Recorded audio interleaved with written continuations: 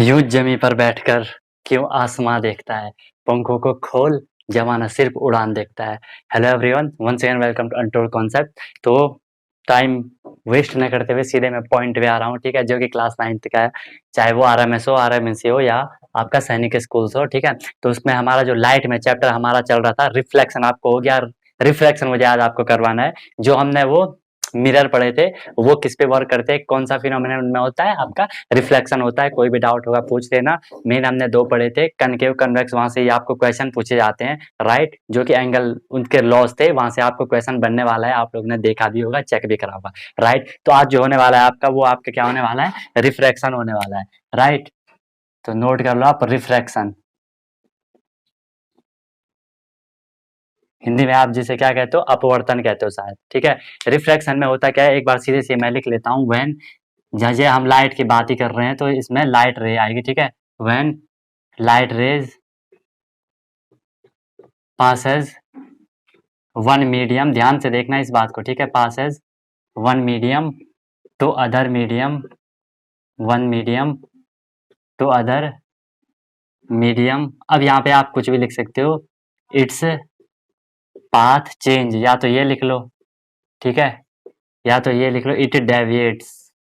Deviates मतलब उसका रास्ता, अभी बताता हूँ। या लिख लो इट बेंड, या लिख लो इट्स डायरेक्शन चेंज, ठीक है। डायरेक्शन चेंज, डायरेक्शन, ये डायरेक्शन है, चेंज हो जाती है। इनमें से आप कुछ भी लिख सकते हो, सबका सेंस बिल्कुल एक ही है, और में लिख लेना, ठीक है। हमने बोला व्हेन लाइट, जल्दीबाजी में देखो, टीवी नहीं लिखा मैंने। When light rays passes one medium to another medium, जब कोई भी एक लाइट रेज होती है, लाइट रेज की बात नहीं हो रही है, चाहे वो साउंड वेव भी होगी या कुछ भी, जितनी भी टाइप की वेव होती है, ठीक है, सबके लिए बात हो रही होगी। लेकिन क्योंकि हम पर्टिकुलर लाइट वाला चैप्टर पढ़ रहे हैं, इसलिए ऑब्वियसली हम यहाँ पे लाइट की बात कर लेंगे। तो जब भी एक लाइट रे एक मीडियम से दूसरे मीडियम में जाती है, पास होती है, ठीक है, तो क्या हो जाता है, इट्स पाथ, उसका रास्ता, जो उसका मेन रास्ता होता है, जिस हिसाब से वो जा रही होती है, उसमें थोड़ी चेंज हो जाता है, या वो डेविएट्स हम कह सकते हैं, ठीक है। डेविएट मतलब विचलन होता है, अपने मार्ग से हट जाना, अपने पाथ से हट जाना। इट बैंड, ठीक है, या ये बैंड हो जाती है, बैंड मतलब मुड़ जाती है। इट्स डायरेक्शन चेंज, ऑब्वियसली मुड़ रही है, उसका पाथ चेंज हो रहा है, डेविएट हो रही है, मीन्स डायरेक्शन चेंज हो जा रही है। तो यहाँ पे हम एक बेहतरीन डायग्राम बनाएंगे। लाइन सीधी है, यस सीधी है, ठीक है। तो हमने बोला यहाँ से आपकी ये क्या आ रही है, कौन सी रे होगी, यस यू आर राइट, ये होगी आपकी इंसिडेंट रे, ठीक है।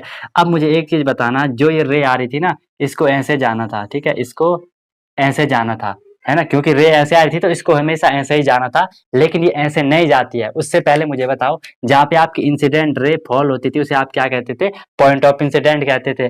पॉइंट ऑफ इंसिडेंट पे जो परपेंडिकुलर आप डालते थे, उसे आप क्या कह देते थे, नॉर्मल कह देते थे, राइट। यहाँ पे जो एंगल बनता था, इसे आप एंगल ऑफ इंसिडेंट कह देते थे, ठीक है। अब यहाँ पे देखो, हमने बोला कि जब भी ये आपका मीडियम वन है, ठीक है, it's your medium first, it's your medium second, ध्यान से समझना, क्वेश्चन आता है ऐसे, मीडियम सेकंड, कुछ भी होगा, एयर होगा, वाटर होगा, ठीक है, एग्जांपल अभी देखते हैं। तो यहाँ से जब ये रे, इस रे को तो ऐसे जाना था, लेकिन ये ऐसे नहीं जाती है, ठीक है। अब मैं इसको हटा देता हूँ, ये इसको जाना तो ऐसे था, डैश डैश करके मैं इसको दिखाना चाहूंगा, इसको ऐसे जाना था, लेकिन ये ऐसे नहीं जा करके थोड़ी सी यहाँ पे बैंड हो जाएगी, तो इसी को आप रिफ्रैक्शन कहोगे, ठीक है।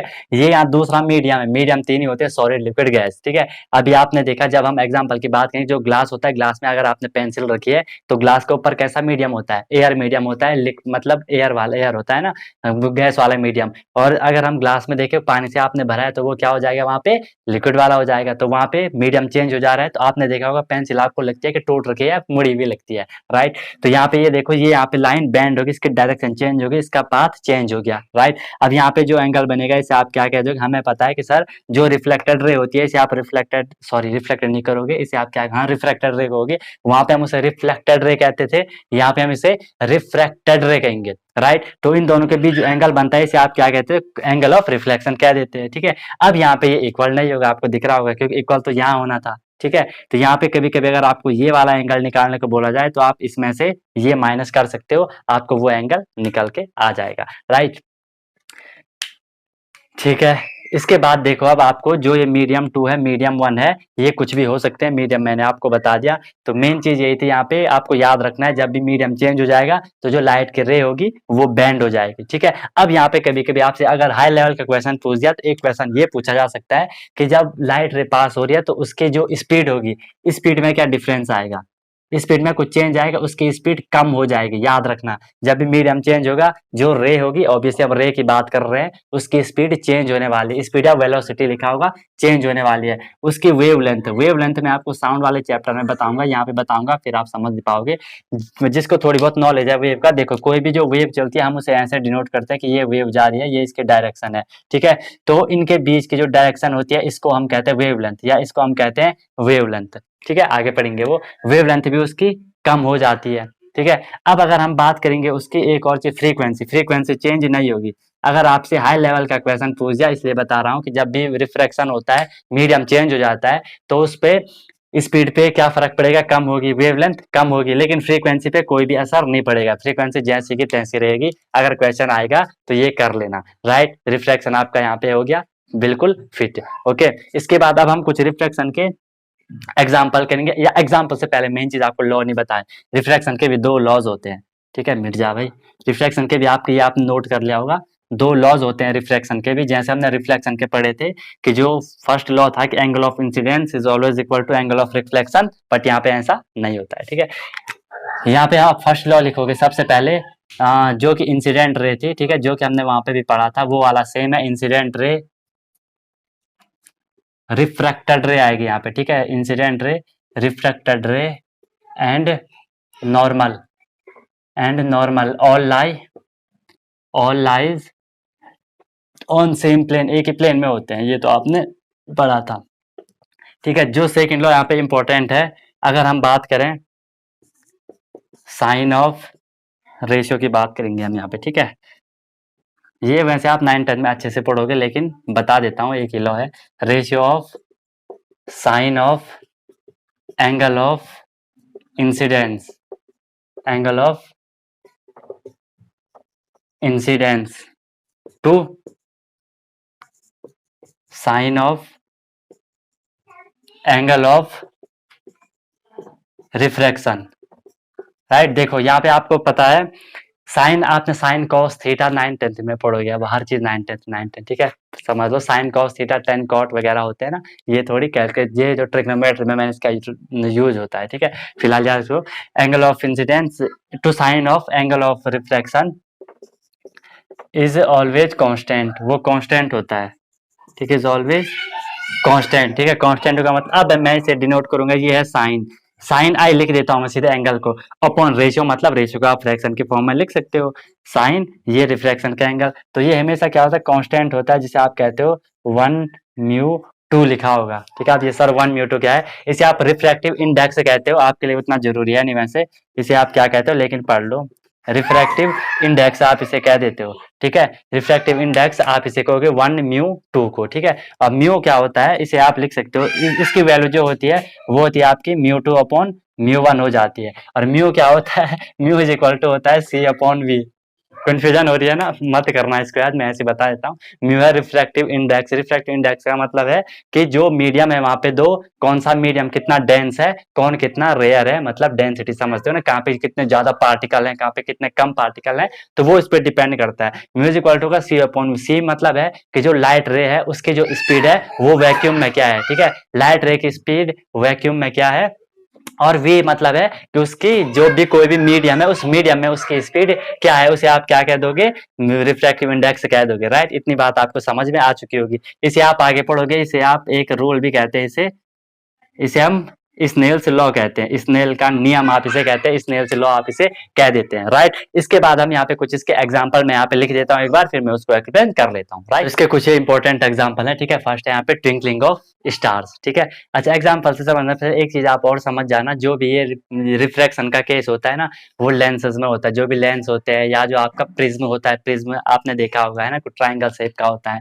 राइट। तो एग्जाम्पल देखो, ट्विंकलिंग ऑफ स्टार, जो आपने स्टार चमकते हुए दिखाई देते हैं ना, वो क्यों क्यों वो ट्विंकलिंग करते हैं? बिकॉज ऑफ रिफ्रैक्शन, ठीक है। इसे आप ऐसे समझ सकते हो, ये देखो ये आपका यहाँ स्टार होता है, ठीक है, और यहाँ ये क्या होता है, ये इधर वैक्यूम होता है, यहाँ से ये देखो ये यहाँ वैक्यूम है, क्योंकि ऊपर तो वैक्यूम मतलब जहाँ एयर नहीं होती है, राइट। अब यहाँ पे ये आपका एटमोस्फियर है, ये जो एटमोस्फियर की आपको पता है कई सारी लेयर होती हैं, तो यहाँ से जब ये स्टार वाली लाइट आती है, लाइट मतलब रे आ रही है कोई, तो जब यहाँ पे देखो मीडियम चेंज हो रहा है, ठीक है, रेयर या डेंसर, मतलब यहाँ पे जो मीडियम होगा उसमें कुछ भी ज्यादा पार्टिकल वगैरह नहीं है, लेकिन यहाँ पे पार्टिकल होंगे, डेंसिटी वहां पे बढ़ गई, राइट। तो यहाँ पे इसकी जो जो इसकी डायरेक्शन होगी वो चेंज होनी है, क्योंकि रिफ्रैक्शन होगा तो डायरेक्शन वहाँ पे ऑब्वियस सी बात है चेंज होगी, तो ये यहाँ से चेंज हो गया, फिर यहाँ से इधर इधर ऐसे ही मतलब कहीं भी जा सकता है, बेंड हो सकता है, वो उस पर डिपेंड करेगा पॉइंट ऑफ इंसिडेंट क्या है, उसका नॉर्मल के साथ क्या एंगल है वगैरह वगैरह, समझ में आपको आ रहा होगा। तो यहाँ से ये लाइट रे इधर उधर होती रहेगी, ठीक है, तो वो हमें ऐसा दिखता है कि वो चमक रहा है, या हमें फाइनली वो ऐसा ऐसा कुछ चमकता हुआ